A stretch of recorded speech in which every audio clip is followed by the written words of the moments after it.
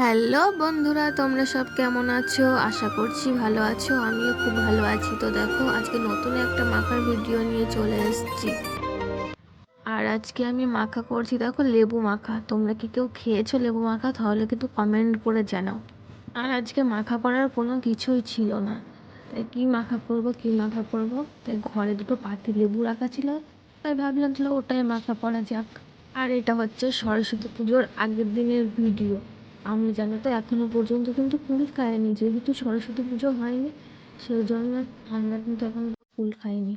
আর কত পুচকে পুচকে রেখেছে, বান্ধবী চলে এসছে সব মাখা খাওয়ার জন্য।